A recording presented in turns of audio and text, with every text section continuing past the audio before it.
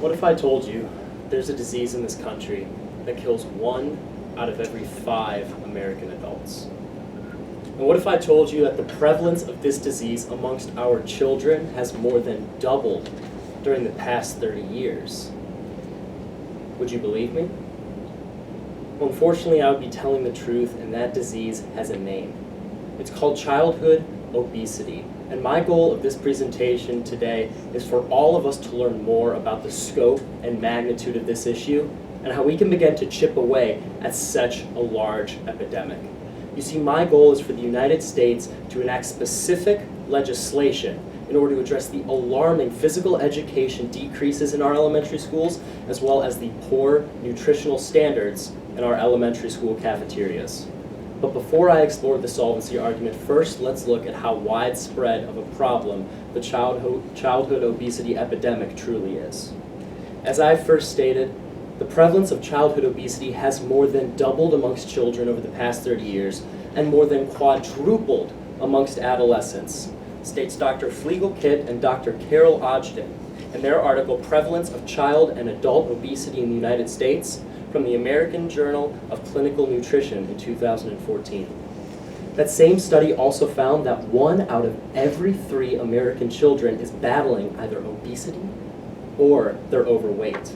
If we translate this into actual population numbers, that's 25 million kids, or the population of our 8 largest cities combined. So obviously this is a very widespread issue. But what do these children have to deal with on a daily basis?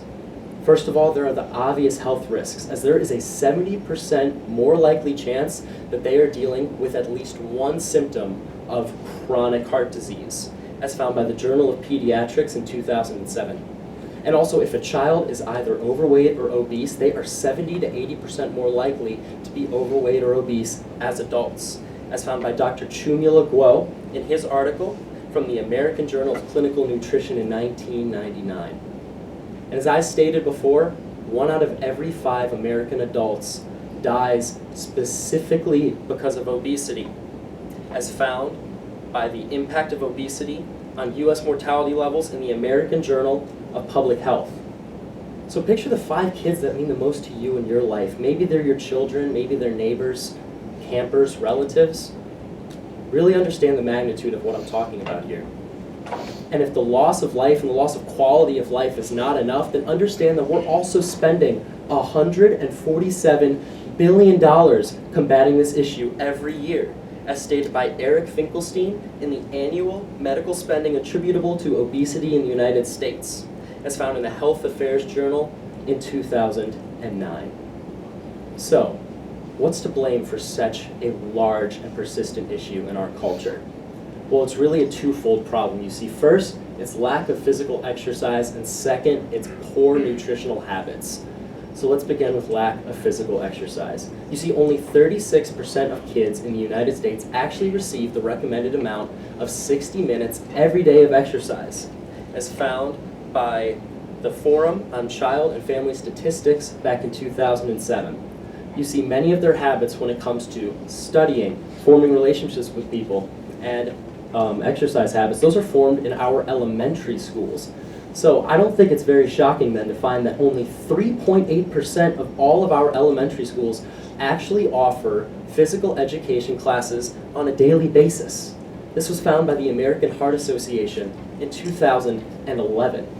And there is no federal law to require that these elementary schools even have physical education classes in their schools. So since 2001, since the No Child Left Behind Act, we've seen a 35% decrease in physical education classes and a 28% decrease in recess time, found Dr. Siedentop in his article, The National Plan for Physical Activity from the Journal of Physical Activity and Health in 2009.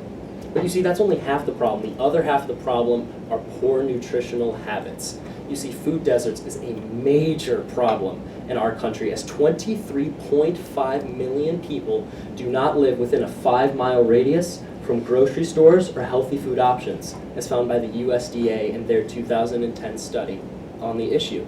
For many of these children who are living in food deserts, their cafeterias can consume half of the meals that they have every single day.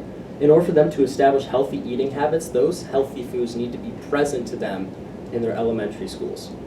Which is why I propose that the United States draft specific legislation in order to address, as I said, the alarming decrease in physical education programs in our elementary schools, as well as increasing the standards of cafeteria foods in our elementary schools as well. This legislation has to do multiple things. First, it has to fund efforts in order to improve our physical education classes, in order to improve exercise habits, outlooks on fitness, as well as physical activity amongst our students. This can be done by funding state and local programs in their database collection, which can then collect specific data needed in order to improve our physical education programs.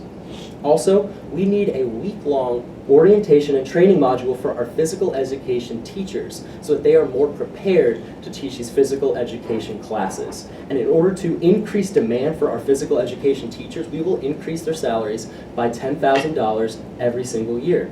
And in order to address the cafeteria situation, we will need to continue to fund the Healthy Hunger-Free Kids Act that was passed in 2010 in order to increase nutritional standards in our cafeterias. And this act has already been shown to work because the USDA found in their 2014 study that there was a 16% increase in the amount of vegetables our children consume and a 23% increase in the amount of fruit our children consume as a result of this act.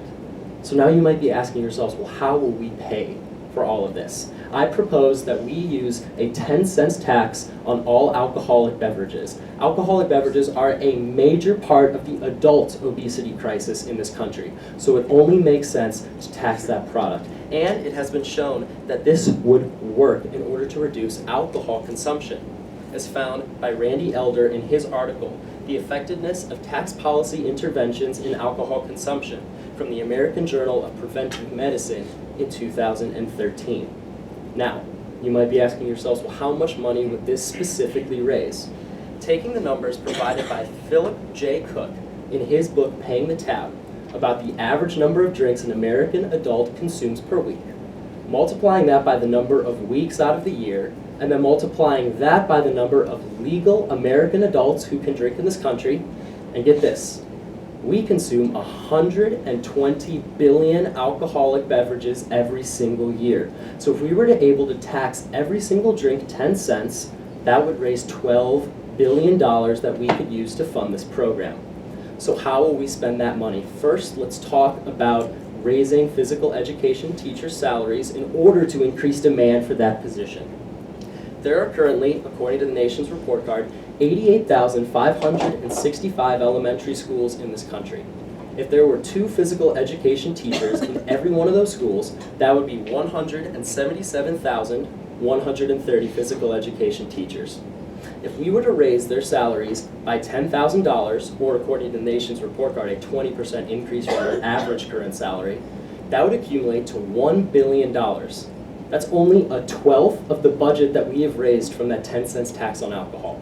Then $6 billion can go towards improving local and state databases as well as funding physical education programs in our elementary schools, and $5 billion can then go towards the Healthy and Hunger-Free Kids Act in order to continue to improve cafeteria standards in our elementary school. This is a very, very solvable problem if we begin to chip away in this manner. There are a multitude of advantages from approaching it at the physical education perspective as well as the nutritional perspective. You see, obviously, if we get our children moving more, there comes the obvious health benefits. So this is a reduced risk of cancer as well as decreased obesity rates as found by the CDC. But also, the American Heart Association in 2011 found that increased physical activity also leads to emotional, academic, and social well-being.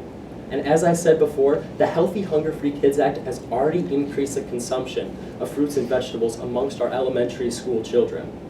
This is a problem that we can begin to chip away at, and it's a very important problem for us to address. These are our kids that we're talking about, and our kids' kids. And for us, the future is in our hands. We can either have a healthy country, or we can have one that is sick. The choice is up to us, and we have to act now in order to make that healthy future a reality. Thank you.